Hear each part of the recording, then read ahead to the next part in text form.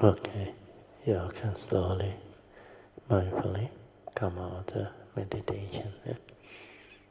Then determine to be mindful all the while, so that whatever mindset, mind state that you have trained, your inner peace, inner calmness, and inner awareness, maintain it. Then make sure you stabilize it with the daily mindfulness. Means everything you do away, even going back to your room, wash up or whatever, away. Then before you lie down to your bed, away. Then how you go in, how you sleep, how you rest, away. Until the awareness on its own go and sleep. Where initially you cannot do it for long if you want to go and rest. You want to go and rest, you can meditate for even 1 hour, very good already in that state. But when you are more skillful, then you can maintain awareness 1-2 hours, sometimes 2-3 hours, depend on your understanding and your nature. Then later on, after you have the skill developed, even when you want to lie down to sleep, you can maintain awareness until the next morning when you are supposed to wake up. And you didn't sleep, the awareness throughout 24 hours, non-stop, can be done. Okay, Maya, continue. Page 40.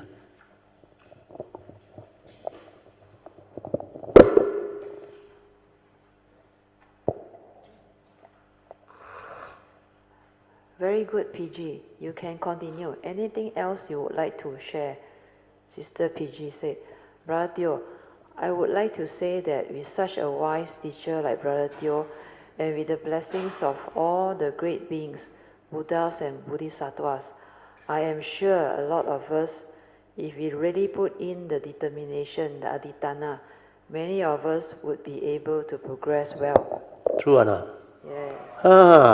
PG already give you the confidence. Brother Teo said, definitely, sadhu. I fully agree with that statement. Sister PG continued, I can see so many of us at our recent meditation retreat are so fired up after some of our Kalyanamitas had already shown us the way forward, which means all this progress, realization and awakening are possible. Of course, our parami and karma also play their important roles. Having come this far and getting to meet up with Brother Teo under such unique circumstances, I think it's very much our effort now, instead of just depending on our parami and karma from the past. Brother Teo said, like the song 陪你到天涯 that Padmasuri put on the website, that song is so meaningful. You must read the Mandarin lyrics. It is so beautiful. It says, all these encounters are not by chance or accident. Nothing is a coincidence. They have all been arranged by causes and conditions from the past. 因缘在安排，早安排。因缘早安排。因缘早安排。These are the actual Mandarin words. Go listen to it on our www.brotherteo.com website. It is so beautiful. After the class, we can play this. Sing lah. You know how to sing? Oh, can. No, our website got a song. Play, then we sing together. Yeah. Okay. Sister 陪你到天涯. Sister PG said, I don't understand Mandarin, Brother Teo. Brother Teo answered, you don't have to understand Mandarin. When you listen from your heart. Anyway, I was told Padmasuri had put in the English translation, so do go and read it. Sister PG said, okay, thank you so much, Brother Teo. I'm so sorry. That's all I have to say. Brother Teo said, okay, Suyi will take over. Sister Suyi said, good evening everybody, just a short one.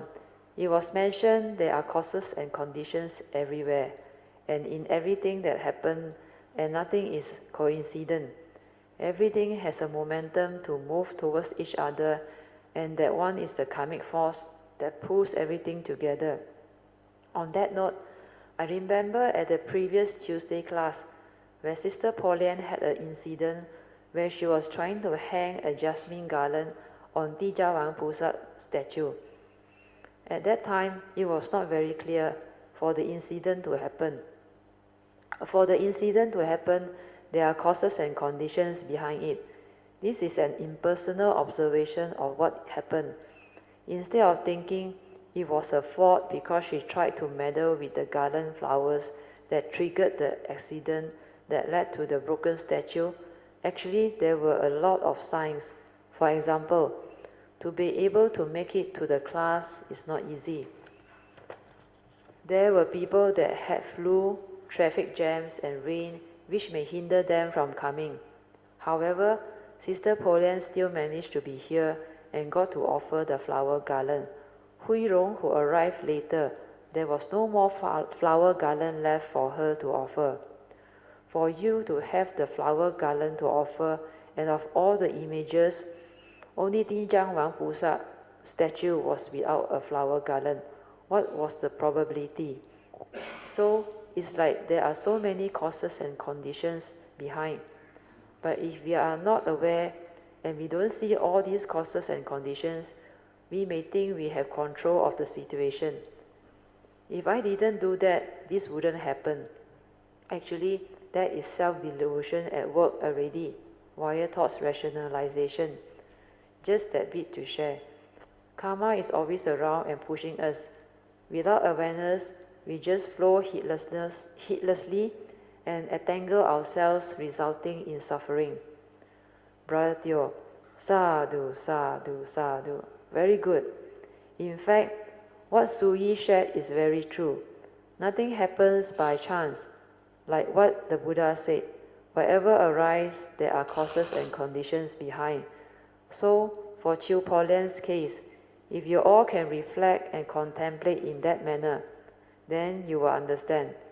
Just like what I told Chiu Pauline, after what happened, she felt very bad because of what she did. The statue is very small and light. She wanted to make the garland smaller by circling the loop twice. While doing so, she accidentally broke Dijang Wan's Pusa's hand that held Dijang Wan's Pusa's staff. I told her, don't worry, just let things be. I said, in hindsight, lucky it is just a statue. If she really broke the hand of the real manifestation of Dijang Wan Pusa, then that would be really serious karma. I told her, you have to learn from all these, as there are causes and conditions for you to learn the Dharma behind their arising. The sharing by Suyi just now, based on what she had gone through and understood, is good. As you cultivate the Dharma, you will develop mindfulness, wisdom, and understanding, which will enable you to see the signs clearly. You will know all these are habitual tendencies manifesting. You understand that the mundane mind is always creating such habitual conditioned thoughts through the thinking. She said, she is not mindful. That is beside the point. The big picture behind, for you to learn and develop the understanding, is more important. When you are mindful, you will come to understand how that mundane mind, through habitual tendencies, stir the mind to trigger off the karmic conditioning. These are karmic conditioning that are supposed to happen, and it happens for a reason. That is why I make use of this condition to share. I said, Kalyanamitta has reached the point of cultivation where you all need to know all this already. Because karma is like that, the karmic conditioning is usually very strong and powerful. If you cannot avoid, just like what Suyi came to know, as if you cannot avoid, just like what Sui came to know. For the thing to happen, the causes and conditions have to be there, and the situation has to be like that. Just like what the Buddha said, wherever arises, there are causes and conditions behind. It's only whether you can see or not. If you cannot, you are trapped in the karmic process. Luckily, it is just a statue. When she does that habitual thing, she cannot be practicing mindfulness at that time. You tend to make mistakes, especially at her age, near 60 years old already. So, what happened is, it will trigger off what happened. If you develop the understanding, then in future, when you are going through your daily life, especially when you are driving, don't listen to your conditioned thoughts, because during those split seconds when your attention is not on the road, accidents can happen.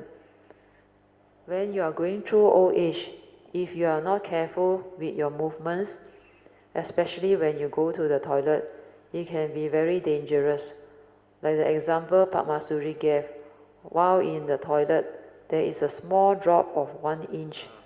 Padmasuri gave, not Padmasuri gave. Yeah, like the example Padmasuri gave. Give. Give.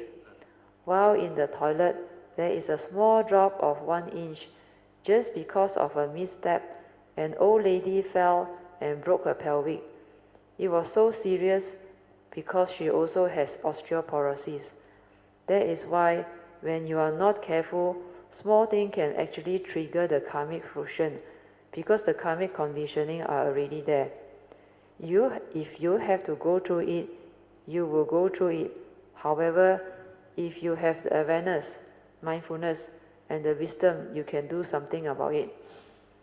In 1989, it showed it to me. It kept on happening. That's how I came to know all this, because the causes and conditions behind are so clear. Because my pure awareness nature within my heart area can prompt me.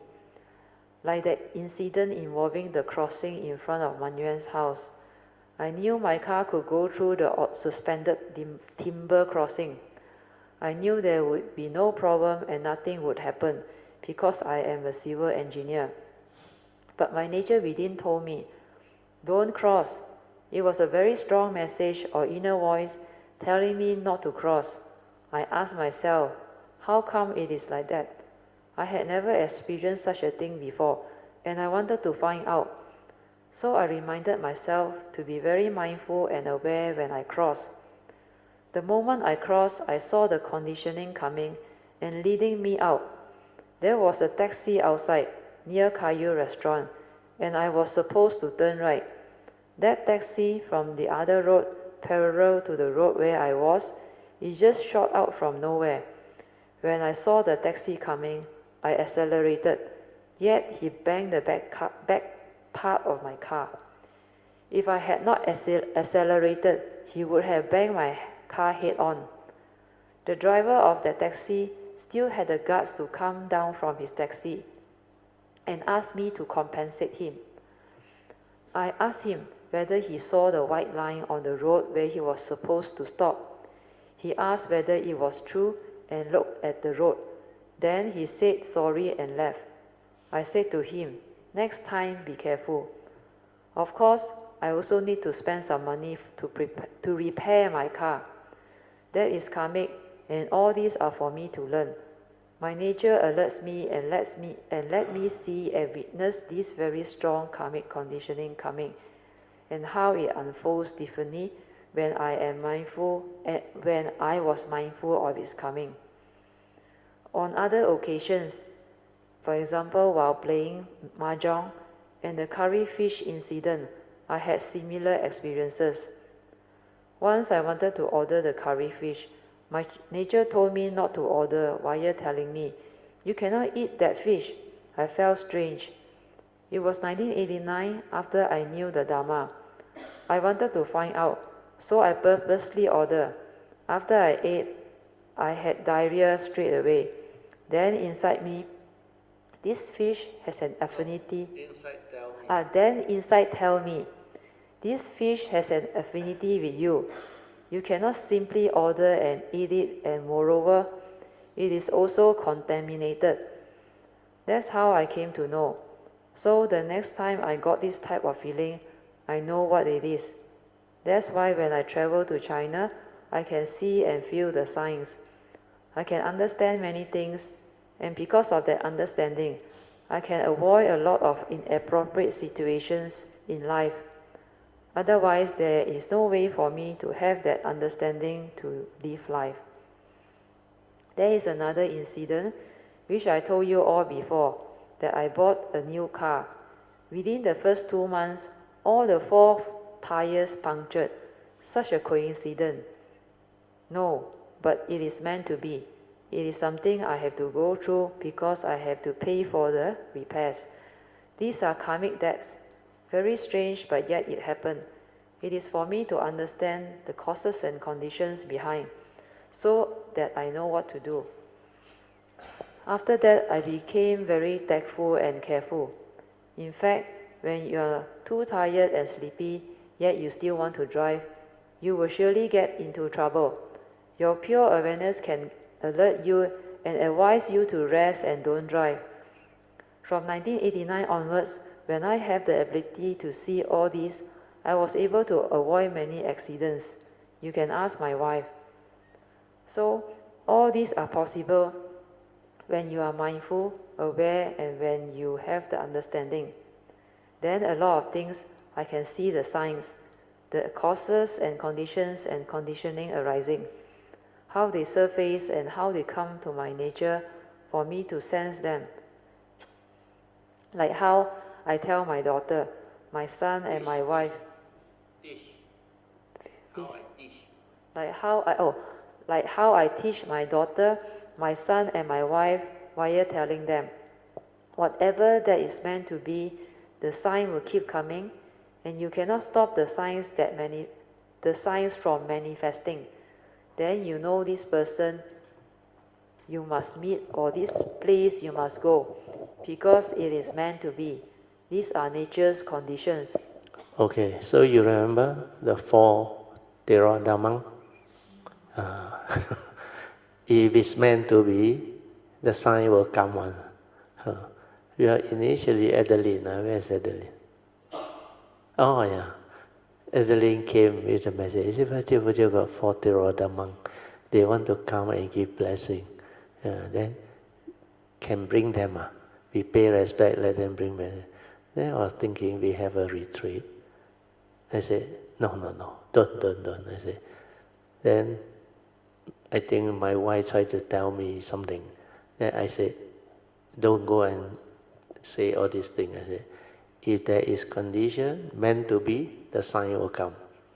If they want to come, then only they can come. Actually, we already, through Adeline, say no already. You know what happened? After that, the monk himself came, no? One of them first. Then he actually at the doorstep there, I think quite a number of Kayamita heard. He said, can you all stand? Then I give you all blessing. But for me, we are all eating, why stand? So actually I agree. I said, can, blessing can. But he didn't hear me. Then he saw everybody busy eating. Then he walked away. The 3 monks follow him also walk away. Then don't know why, LC, where is LC? 他怎样去找到你？叫你跟我讲。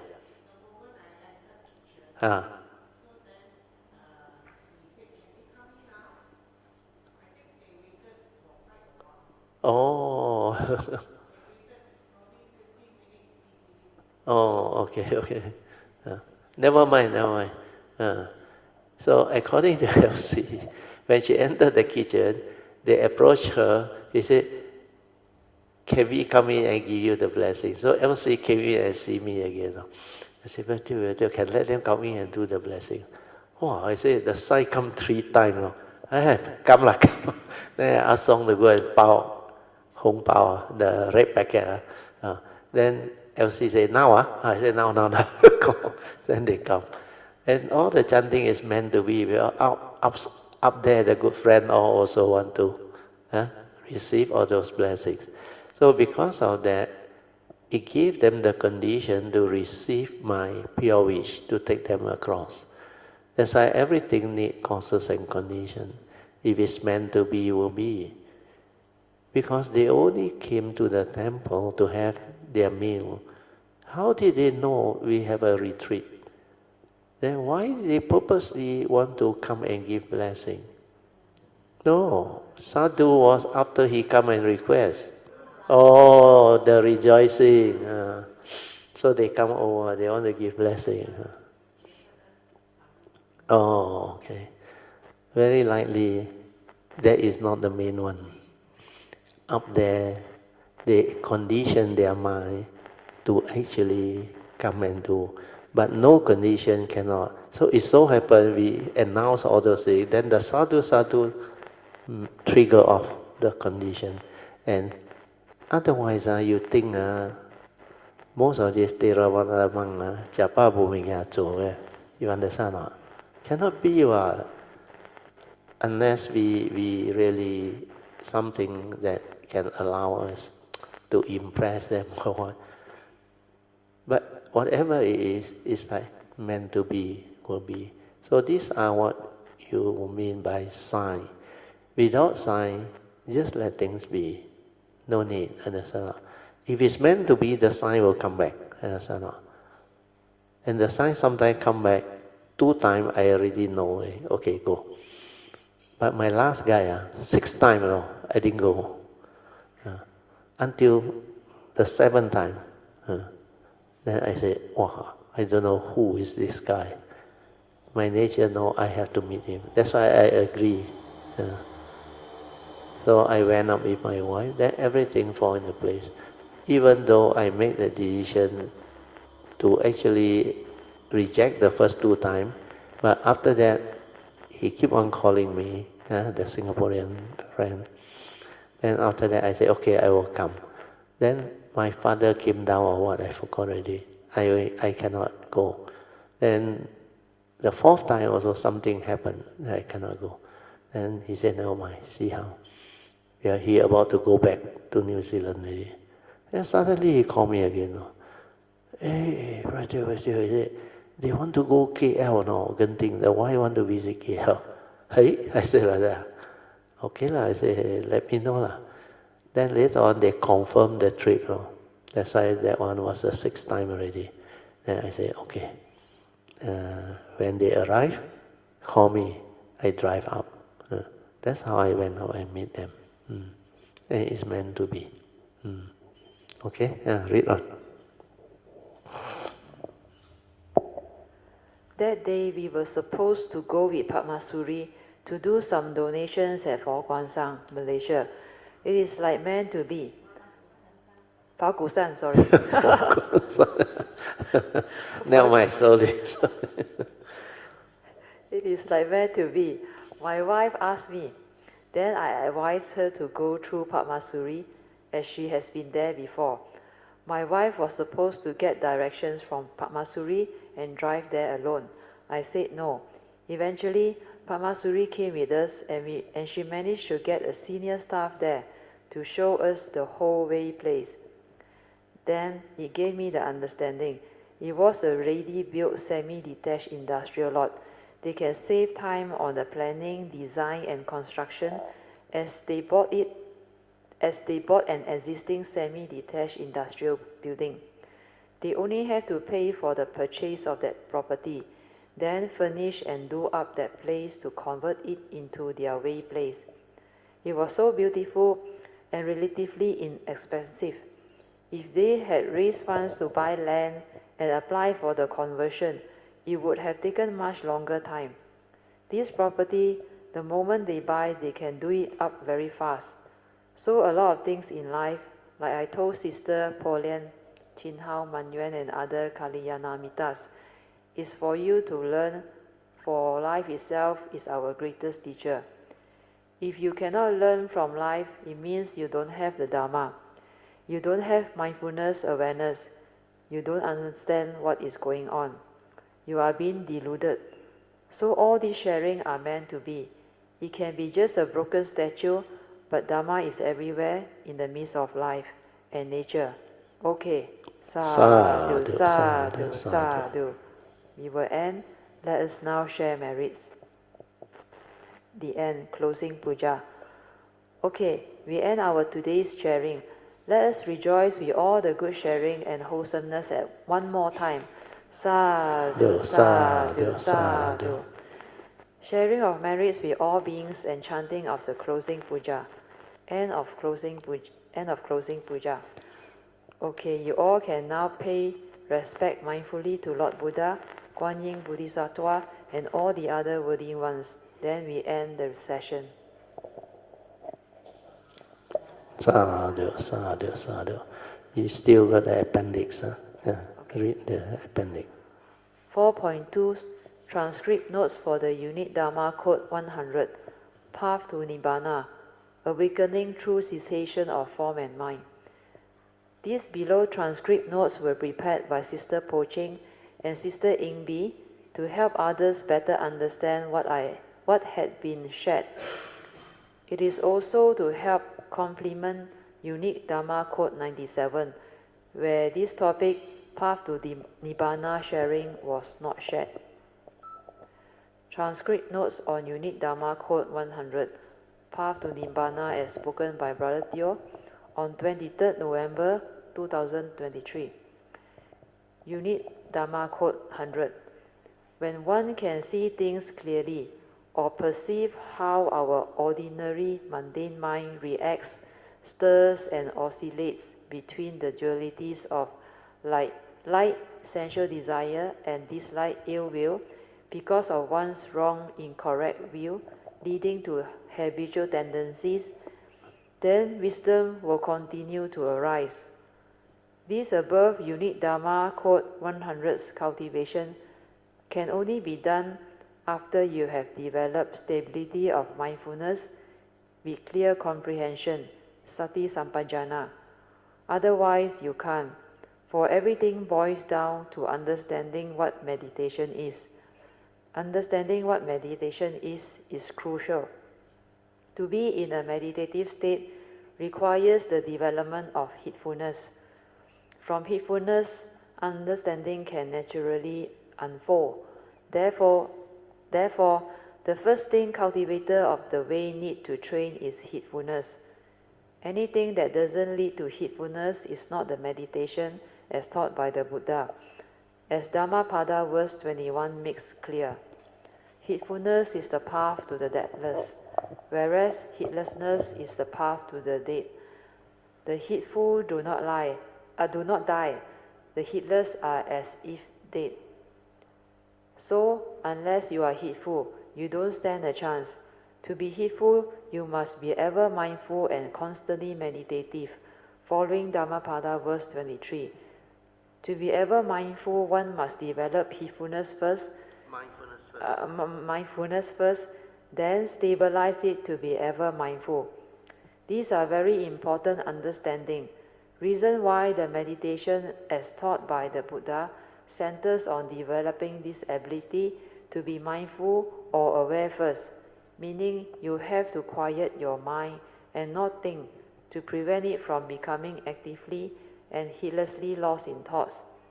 You need to maintain silent inner awareness to allow all this existential world or phenomenal world of consciousness manifestations return to our inner awareness nature to realize our true mind.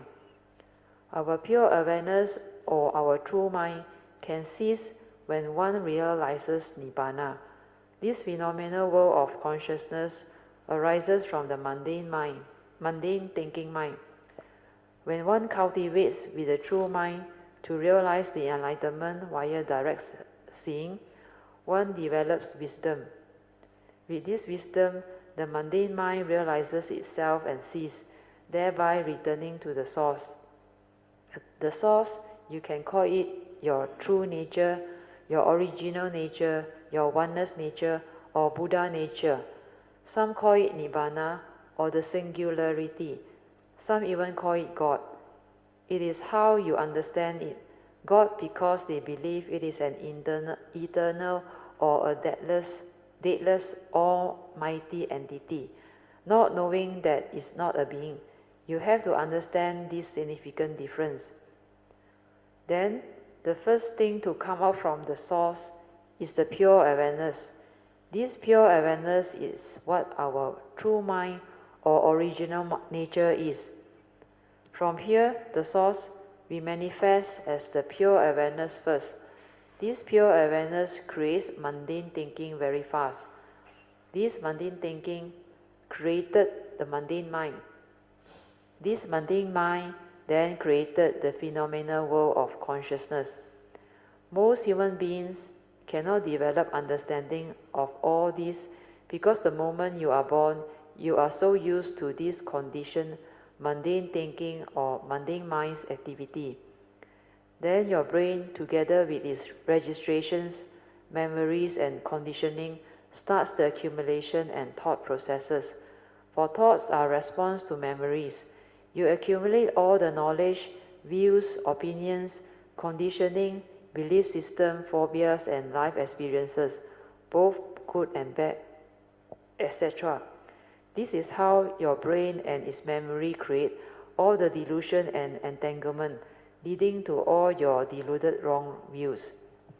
Then from here, the mundane mind, through your senses and your consciousness, trapped inside your body, created the 18 sense realms which manifest into the phenomenal world of consciousness. So, to meditate is to understand all these movements and manifestations. How from here, the source, we move out to there, the phenomenal world of consciousness. This is the whole 4 stages of the creation process. Most people can hardly understand the source and all these other manifestations because they can't even be here at the pure awareness level.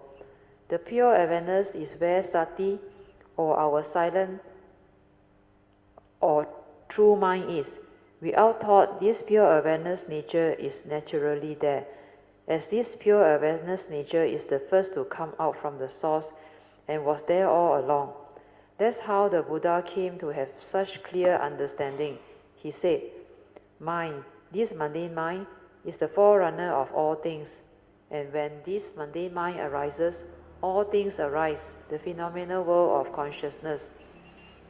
Realizing this in the meditation is to see the creative process with your sati via your direct seeing, to realize the wisdom, to understand how all this manifests, thereby liberating your mind. When your pure awareness nature is very stable, you can see clearly how the movements from that pure awareness nature into the thought process via the mundane thinking happening very fast.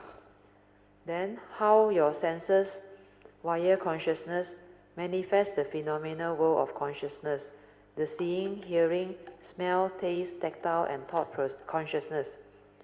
Reason why without the stability of awareness or sati, one cannot develop the understanding. Only through mindfulness, one can understand how living beings that are heedlessly lost in thoughts, via their habitual tendencies and conditioning, etc., cannot see all this. They don't even know how the mundane mind manifested the phenomenal world of consciousness and how the mundane mind came to be. If they cannot understand the mundane mind, then how can they understand the 2 aspects of the 5 aggregates of form and mind? Here, when I describe and explain all this, it may appear to you as if it is very easy to understand. But when you are living life as a human being here at the mundane mind level, then projecting onto here, to the phenomenal world of consciousness level, how can you understand and cope with what arises or happen in life? This phenomenal world of consciousness is the one that entices and lures you via your delusion. It is here at the existential world or the phenomenal world of consciousness where everything happens and living beings are completely lost here because they are hardly aware.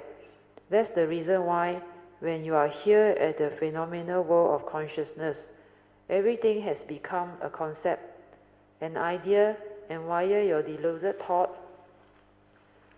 processes, you will grasp and cling onto the illusionary phenomenal world of consciousness, thinking it is real, because you are no longer with the pure awareness in sati.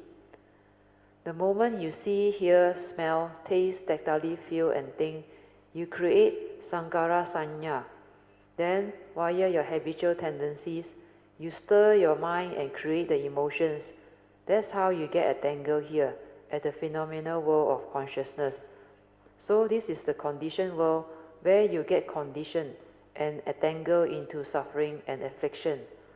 Not able to see all this clearly leads to attachment, clinging, grasping, and holding onto things. That's how suffering manifests. But when you are aware from here at the pure awareness, you can see how you fall, how the mundane mind creates all these wrong views, wrong thoughts, attachment, and entanglement. Through this understanding, you straighten your views to enable you to see things as they are and not get entangled. So, the main purpose of meditation is to see all this clearly, then retrospectively reverse it via wisdom, after knowing how you get entangled. With this clear understanding, born of this pure awareness, direct seeing and awakening, you will realize the wisdom to awaken, liberate and free you. Then, this phenomenal world of consciousness and form will not have any more power to delude you. That's how the whole illusionary world created by consciousness collapses in front of you. Then you understand very clearly, this is just a form and mind, which is a vehicle and a tool for you to come to this existential world, to live and experience life, and you will also know how to use it to cultivate wisdom and perfections, etc. But this one, the mundane mind, is not you. This one is dependent, originating, condition arising, karmically conditioned out through your karmic nature. So this living being or human being is not you. It's not a permanent, unchanging entity. Understanding this is wisdom and also the main intent of meditation. Hope you understand. The other thing is, when you had developed the ability to be here at the pure awareness, you must use it to cultivate heedfulness, to develop the direct seeing, to insight into phenomena, to awaken to the three universal characteristics of anicca, dukkha and anatta. Then wisdom will manifest to liberate the mundane mind. This mundane mind that realizes itself will cease because it knows this one, the mundane mind, is not a reality. This is the deluded mundane mind that creates havoc when you don't have Dharma. When you have Dharma, this one, the mundane mind, listens to you. If you want it to be silent and aware, you will just do that. Then it will cease when it realizes itself. Completely cease. Then it reaches here, the source. When you are here at the pure awareness, you can develop the sainthood enlightenment. The initial first stage of sainthood is sotapanship, followed by sakadagami, second stage of sainthood, then anagami, third stage, and arahant, fourth stage. Arahanta, fourth stage. This sainthood way is relatively easier, but to go further to develop the higher cultivation, the Bodhisattva way, you cannot just have a glimpse of its cessation at the pure awareness level. You need to stabilize this pure awareness, then locate the gateway to your nature.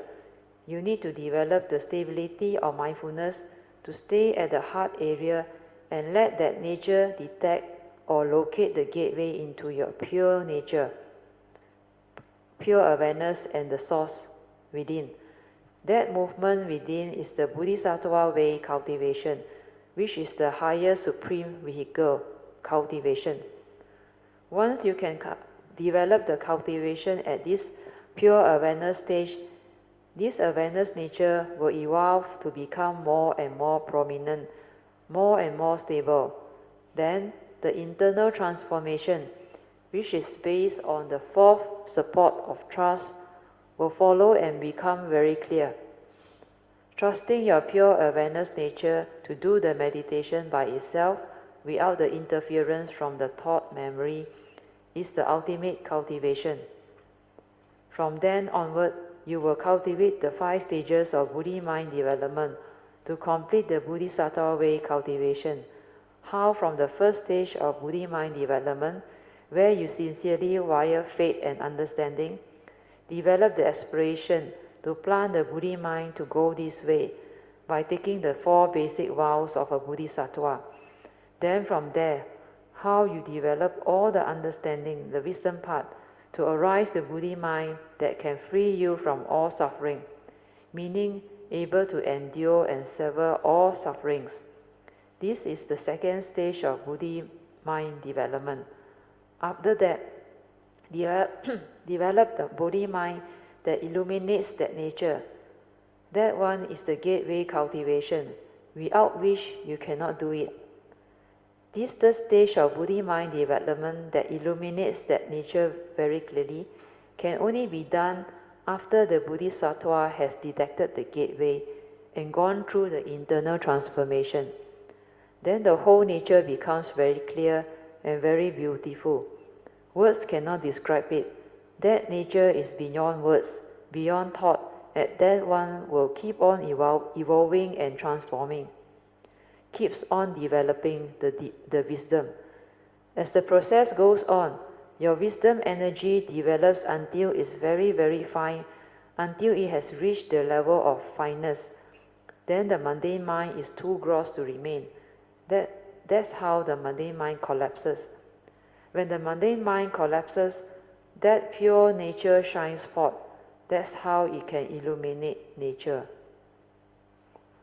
That is also the reason why Kuan Yin Bodhisattva, under the Prajna Paramita Sutra, recited, when he was cultivating the Prajna Paramita Sutra, he illuminated the 5 khandhas and realized they were all empty. Zhao Jian Wu Yu Jie Kong. This means he realized the third stage of Buddhi mind development at that time, meaning that nature has become very clear. Then, when you are there at the pure awareness with the understanding born of that nature's clarity, these 5 aggregates of form and mind will become very clear to you. That is how he 照见五蕴皆空。Okay. 照见五蕴皆空。照见五蕴皆空。五蕴皆空。Never mind. Meaning he realized that the 5 aggregates of form and mind were all empty, not real, not a permanent, unchanging entity, no reality at all. This pure awareness is not a being. It cannot come out and live life. This you will also come to understand as a cultivator. This is how the whole cultivation can be understood, via me presenting to you all these 4 circles formation. When I draw these 4 circles to represent the 4 stages of creation or manifestation in simple formation, it is easier for you all to develop the understanding. That is, from the source, the first thing to come out or arise is the pure awareness. Then how from this pure awareness nature we develop the awareness-based cultivation, whether it's the sainthood way or the Bodhisattva way. This one at the pure awareness level, a lot of work is to be done. That is your true mind, your meditative mind, your silent mind. This one, the pure awareness cultivation, very few people can understand the cultivation or do or can come to it. For those of you who can have this understanding, you better go all out to develop it. After you have developed it, you will understand the true meaning of living beings and their essence. This one, your essence, pure awareness nature, will take you back to here, the source. When this pure awareness develops the clear understanding, it will cease, i.e., the pure awareness nature will also cease. Then you merge with the source. Only then can you understand what this thing is. But when you are inside there is no word, nothing. That's why you cannot talk about it. You cannot describe it. But the moment it comes out again from the source, you can see this coming out process to pure awareness stage. Then how from here the pure awareness, it creates this mundane mind, which in turn creates this phenomenal world of consciousness. You can see all this very clearly when you go through Nibbana, the whole process of cessation. Meaning you will come to know how all this creation returns and ceases. Then from there the source, how the pure awareness comes out again, because not time for you to die yet. As your aggregates of mind are still there, your karmic life force is still there. That's why they call it the Arahant with residue, meaning the 5 aggregates, they are still there. You are not supposed to Parinibbana yet, and because of that, this one can come out again to pure awareness. It's like for you to witness the creation process during the coming out, how the first arising of this pure awareness from the primordial nature, the source comes about. Then from here the pure awareness, how it actually falls via the mundane mind's delusion and becomes what it is now. All these subsequent eons and eons of birth and death is what samsara is all about. Ability to return and realize the cessation of form and mind, leading to the realization of Nibbana, where the pure awareness also ceases, is what enlightenment is all about. After that, if you are not supposed to die yet, means not supposed to Parinibbana yet, then this one, the pure awareness, can come out again. When it comes out depends. It's not for you to decide, because it is the unconditioned. But you will know how it come out. When it comes out, the first thing to arise is the pure awareness. This you can see it very clearly. This one manifests first. When the pure awareness manifests, I still remember from here, the heart area, the inner pure awareness nature, that pure consciousness come back. That pure awareness inside then splits into 3 areas of consciousness. One part of the consciousness goes to the brain, one part goes to the Dao Tian, the other one resides at the heart area. Then it starts to animate you into a living being, or human being for our case. I can still recall, during that time in 1989, here at the brain, the whole thing ceased. When you go through the cessation of form and mind to realize Nibbana, your whole brain here, the activity, all cease. There is no movement at all, completely no movement or activity, but you are not dead. Then I remember when the nature came out, the first one that came out was the pure awareness. Then this pure consciousness is split into 3. The moment that awareness or pure consciousness came out to reach the brain, this one, the forehead area, was like animated, zoom, like a dynamo. It started to function again. Then you could see all the activities, the movements. Initially, they were like very slow, very slow. Then at the heart area, also the same. The heartbeat and everything else, they return. Then the Dao Tian consciousness manifested the mundane energy that you need for living, for moving or doing whatever the human being needs to do. It is from here the Dao Tian, this consciousness it is from here the Dao Tian. This consciousness at the heart is where your conscience resides. It is also responsible for the arising of your emotion and your pulse of life. But up here, the brain is memory. You can see them clearly. After that, how the senses slowly come into play.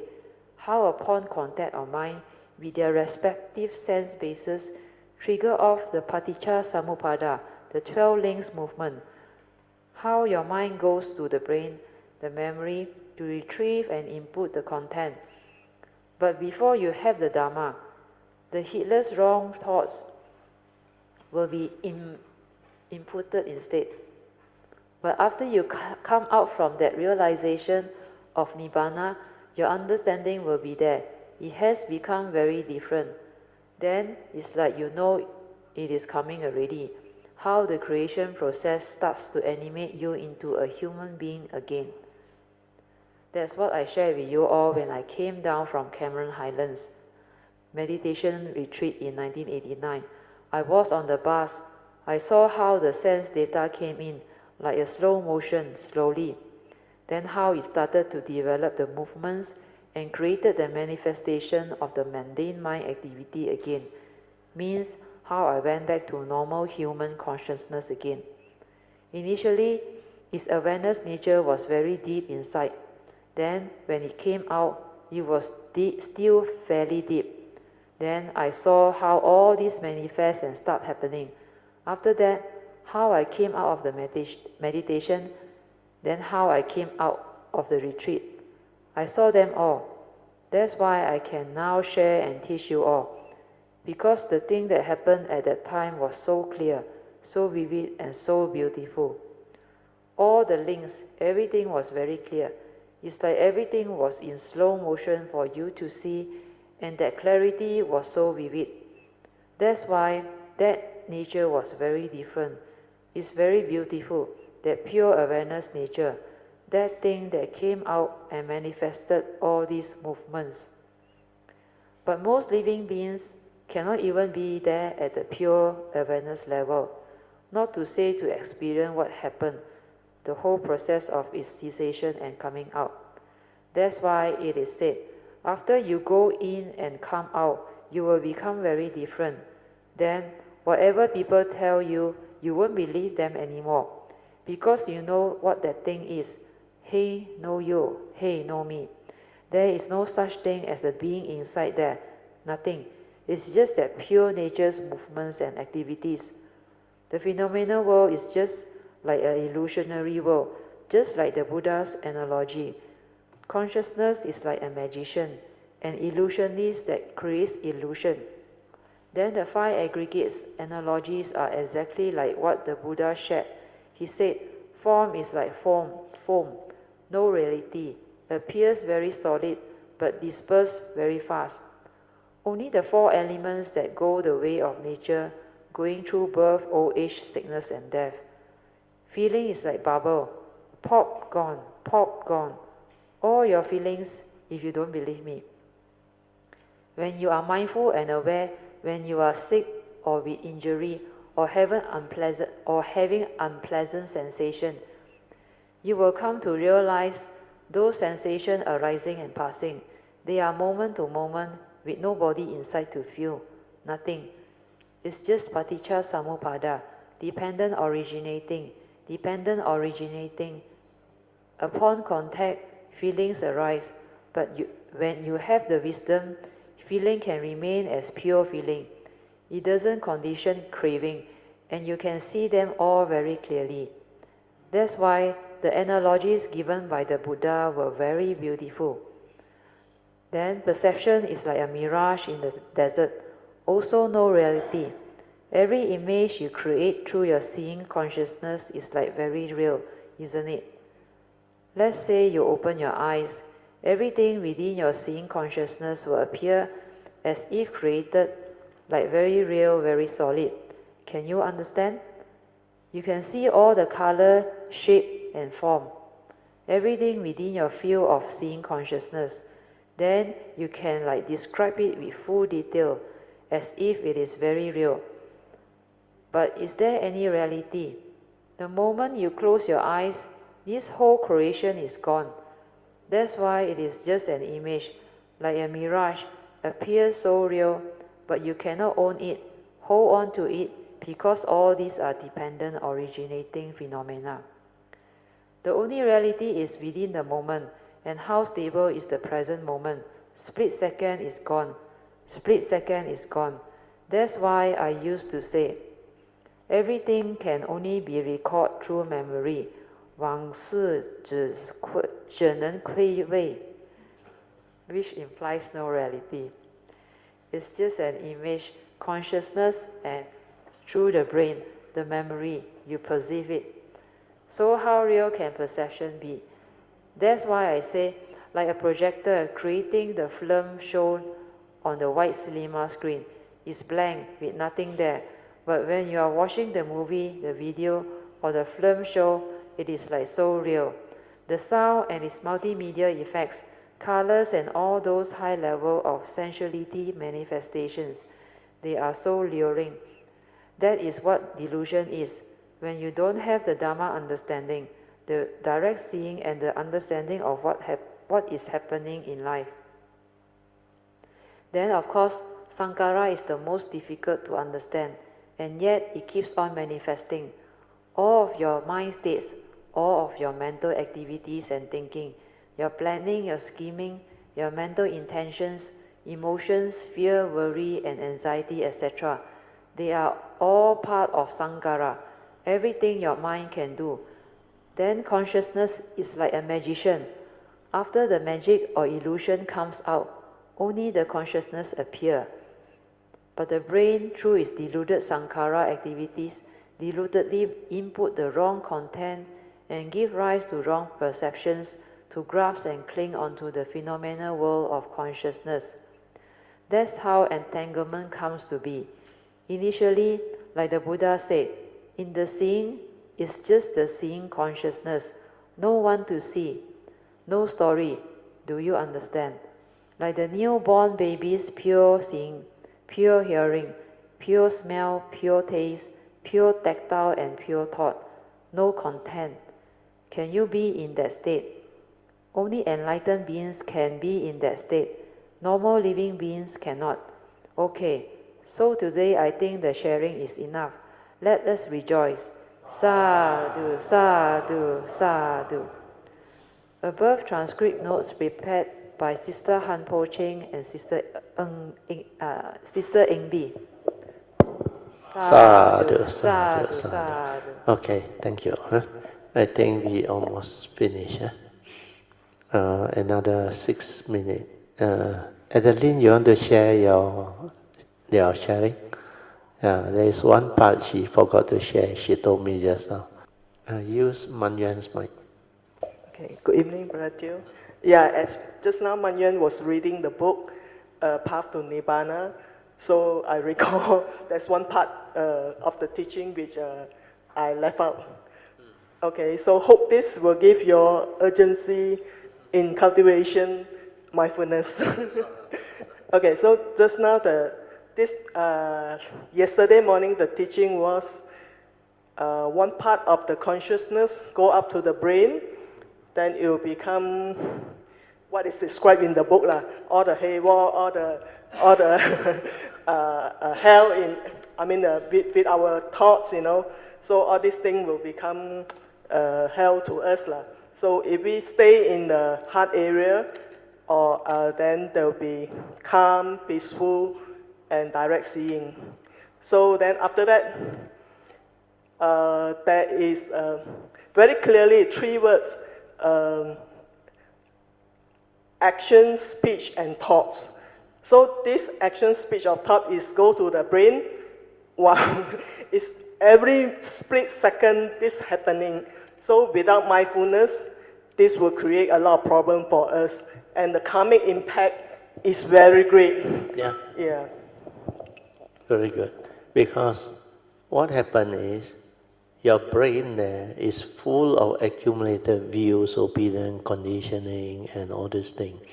So the mental intention that condition you to act via action, speech, and thought process.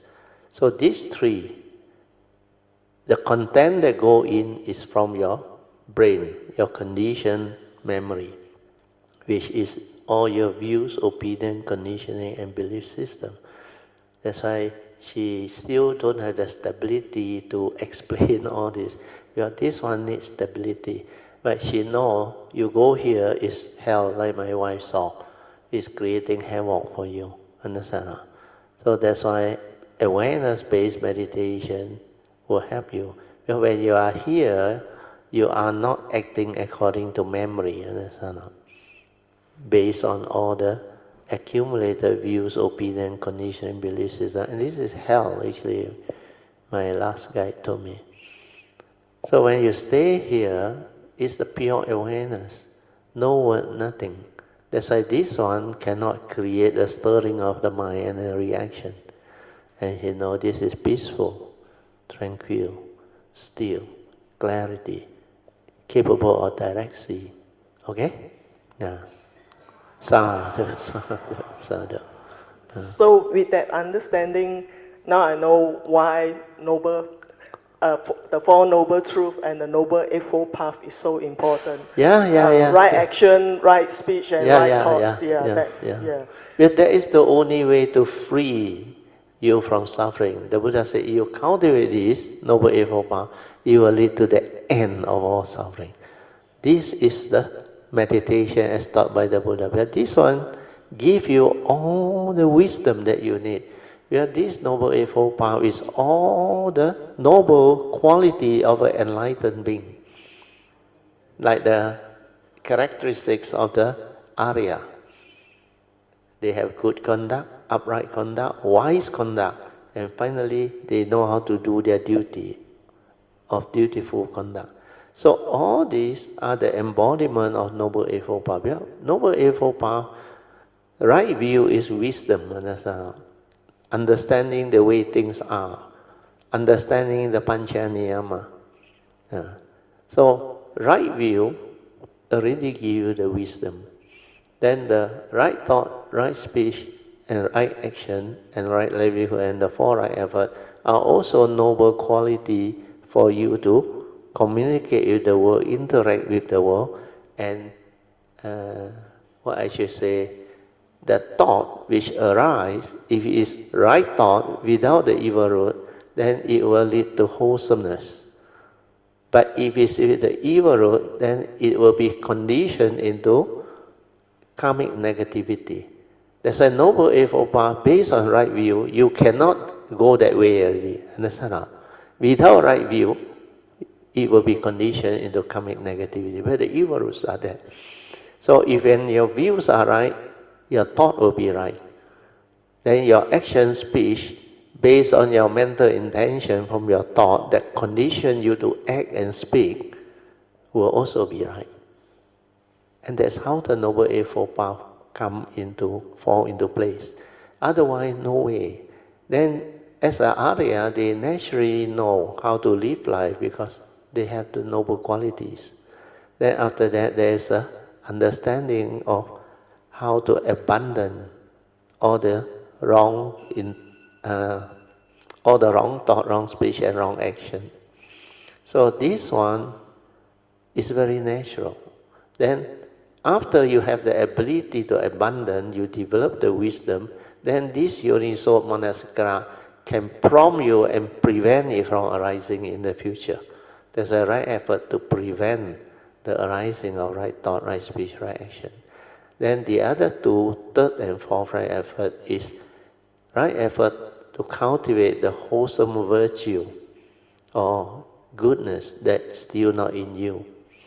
And after that, the final right effort is to refine upon and perfect them all. That's how the whole Noble Eightfold Path fall into place. Then sati and samadhi is already a natural consequence of the mind. Without this mind, the wisdom cannot arise. So, number one, most important one that Adeline come to know, the importance of mindfulness. Without a stable awareness, you cannot start. You cannot develop the understanding. That's why the Buddha said, the heedless are as if dead. Heedfulness is the path to the deathless. The heedful never die. So all this become very clear. Okay? Sadhu. Sadhu.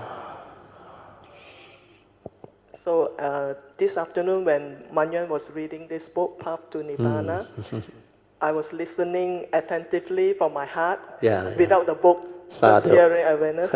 Every word strike my heart. Very penetrative one.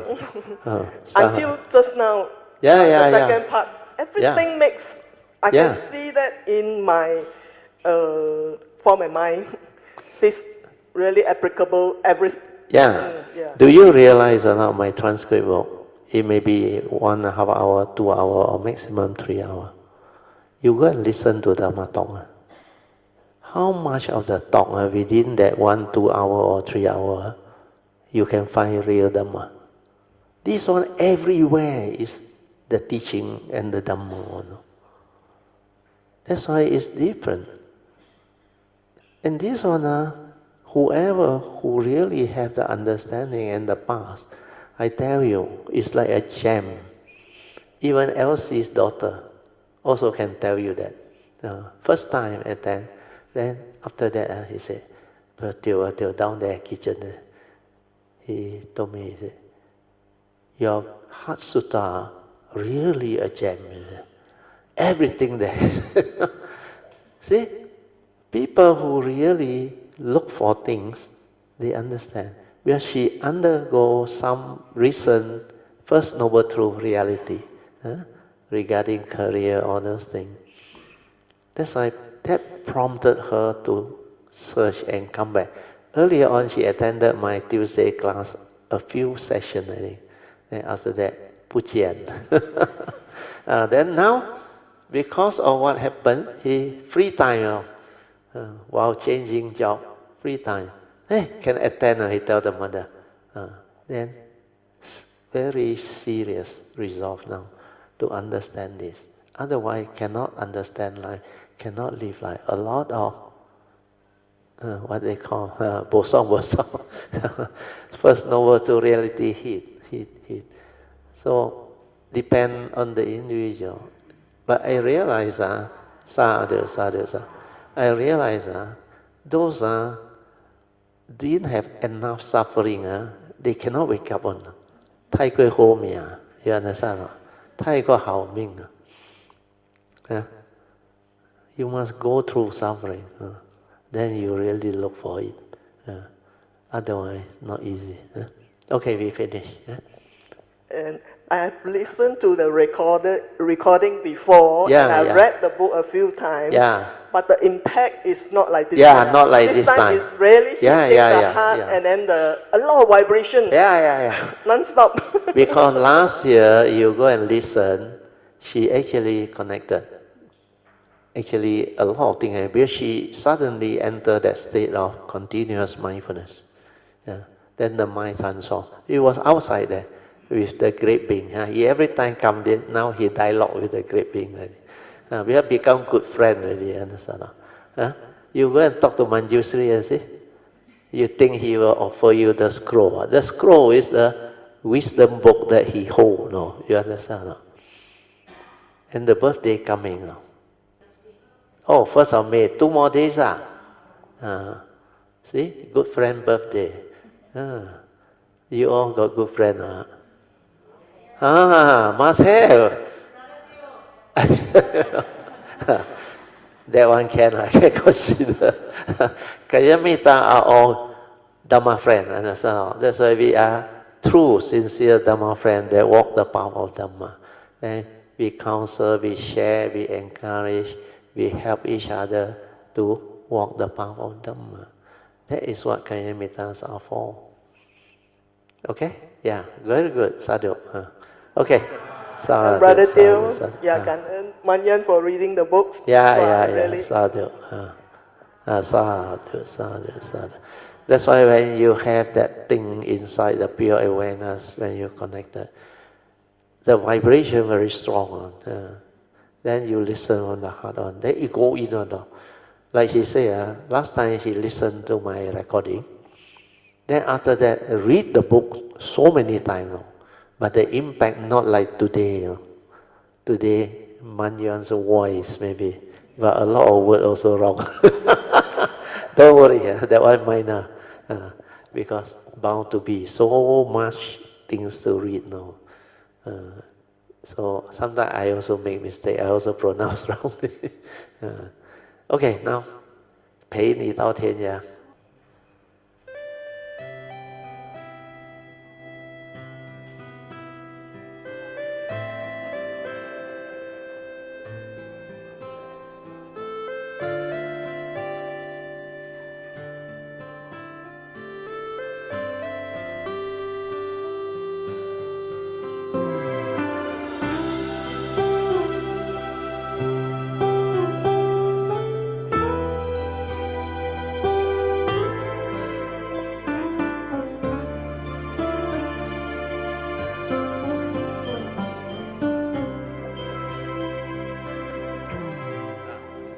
千你和我无忧无虑人间，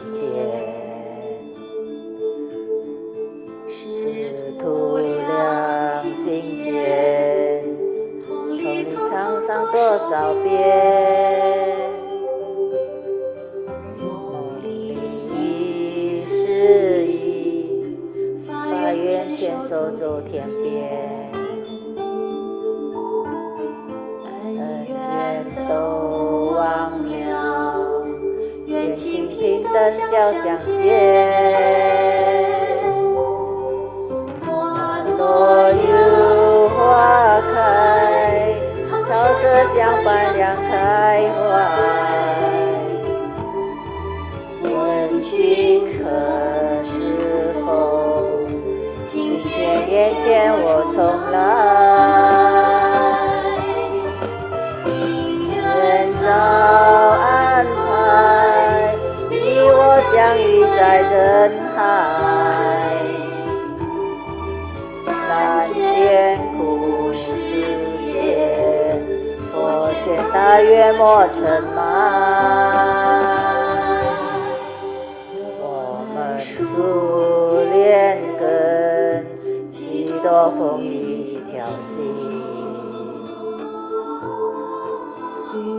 我在红尘，共度长生不怕困。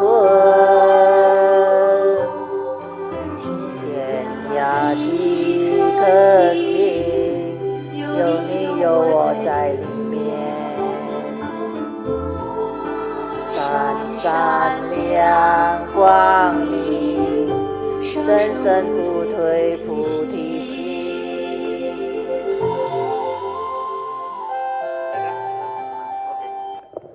Okay, very good. I read you the English one. Those who doesn't know Mandarin, easier.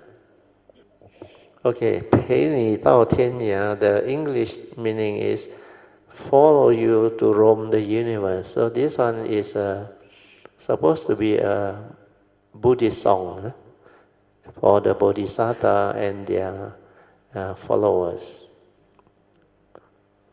So it started with, in the past, you and I roamed and wandered in the human realm, carefree and without worry. Then teacher and student with heart resolve or resolute. No matter how many times we experience the up and down and changes of life, even in dreams, we vow to sincerely tread the path together. You got dream, Their scores are forgotten. Karmic condition pave the way, and we meet again and again with smile. Then with flower fading and blooming through the seasons, we accompany each other happily with open heart. Do you know today I have come to meet you again? Then next one is very good. Karmic affinity and condition have long arranged for us to meet again in this samsara. Then through countless world cycle of dukkha, let us not forget our vows in front of the Buddha. Means the Bodhisattva vow. We are one as the tree and the roots. No matter how much challenges and difficulty we will face them and stay as one, unshakable.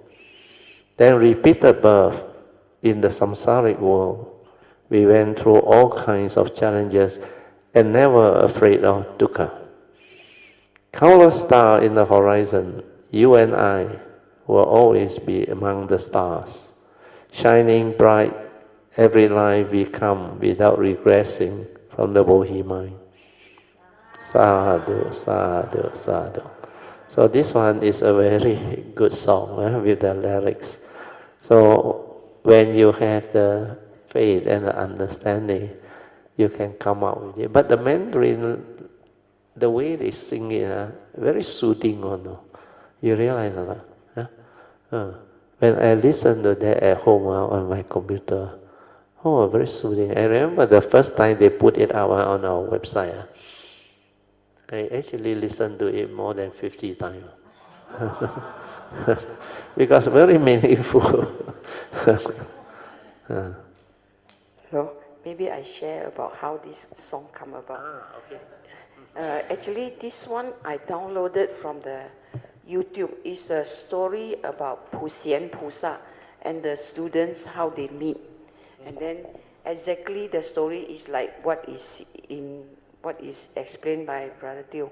So that time was Brother Teo's, I think 60th birthday, 10th anniversary, and we have it in a CD also. So actually I love the song very much, and I don't know whether Brother Teo like it or not, but somehow I put it in and send it to him. So when he see the song and then he called me up, after that I was so touched, I tell you, I cried one bowl of tears. Because of that word, 师徒两心间，然后今世我又出现在你的面前。That time I just met him, I think for about 2 to 3 years. 2 to 3 years. Well, really, you cannot control one, that kind of tears. You cannot control one. It just come out like that. I remember still at evening after I sent him the CD, and then he called me up about this, talking about the CD. And after that, cannot control already. It's not sad, it's like also not joy. It's like you 感动，那种感动是好像怎么样讲啊？讲不出来。遇到你的老师，遇到你，不是你找到，终于遇到你了，那种感觉好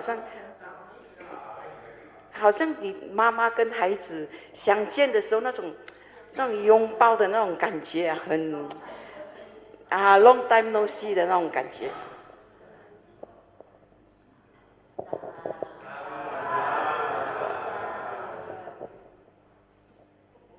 It's actually very meaningful, and it meant for every one of us.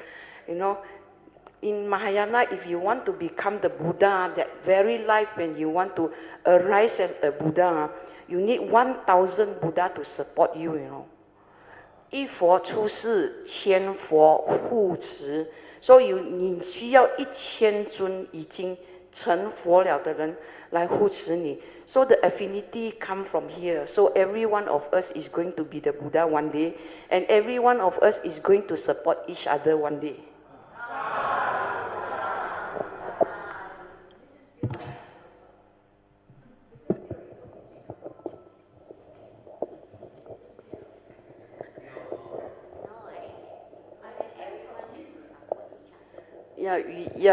That's why when we are doing duty, you see, when the morning puja, you see how they support each other, the harmony, how they ring the bell, how they knock the 那个打那个引磬和那个木鱼，全部是 harmony 来的。你可以看到 how they walk around. It's like it's mind to mind that you understand, It's a big harmony. So when we do our duty, it's also a big harmony. We understand each other. This is my part. I just do my part and I cultivate my mindfulness, so that we won't. We can ask each other when we are in doubt. But when you understood that this is for our own cultivation, we just do it.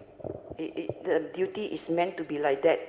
It's a way the Mahayana temple cultivate, and it's not that we cannot get others to help us out. Is their way of cultivation is part of our cultivation as well. That's how out of all the job, to assign duties is the most difficult part. I hope I get your understanding. Thank you very much. Okay. Anyway, we should all rejoice. Sadhu, sadhu, sadhu. So we share merit and we transfer merits. Then we end. We are getting late already. Akasata cha Bhumata Deva Naga Mahindika Punyang Tang Anumoditva Chirang Rakantu Loka Sasana Ittavata Jamihi Sampadang Punya Sampadang Sabbe Deva Anumodantu Sabba Sampati Siddhya Idang me nyatinang hotu sukhita hontu nyatayo.